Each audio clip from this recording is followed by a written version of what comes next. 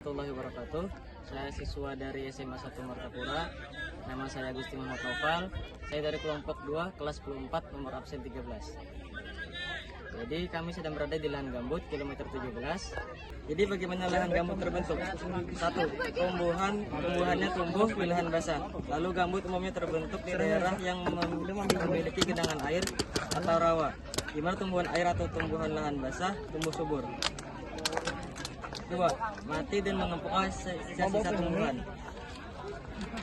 Jadi bisa petani. Ketika tumbuhan mati, mereka tidak berdekomposisi sempurna karena kurangnya oksigen di lingkungan yang tergenang air. 3. Terhambatnya dekomposisi. Kondisi anaerob atau tanpa oksigen dan faktor lingkungan lainnya menyebabkan proses dekomposisi atau pembusukan menjadi sangat lambat. 4. Pembentukan lapisan gambut, yaitu timbulnya sisa-sisa tumbuhan yang tidak terdekomposisi sempurna secara bertahap membentuk lapisan gambut. 5. Pendangkalan danau atau genangan air. Seiring berjalannya waktu, lapisan gambut yang semakin tebal menyebabkan pendangkalan genangan air atau danau dangkal. 6. Tumbuhnya tumbuhan baru di atas lapisan gambut. Tanaman baru akan tumbuh di atas lapisan gambut yang telah terbentuk, dan siklus ini akan terus berulang hingga lapisan gambut menjadi semakin tebal. Oke, jadi data yang sudah dikumpulkan adalah yang pertama menjelaskan struktur lahan gambut. Lahan gambut memiliki tekstur yang lembut dan berpori dengan warna coklat tua hingga hitam.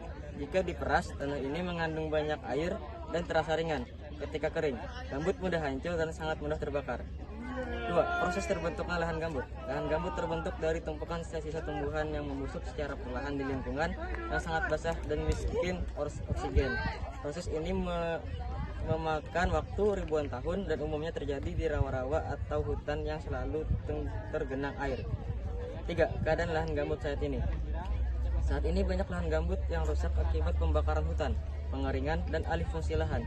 Sebagai wilayah terlihat kering, tanaman tidak tumbuh dengan baik, dan di beberapa tempat ditemukan bekas kebakaran. Namun ada juga lahan yang masih terjaga dan basah. 4.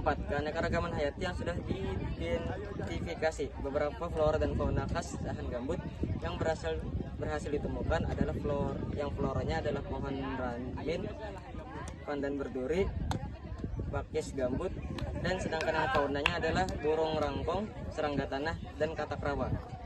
5.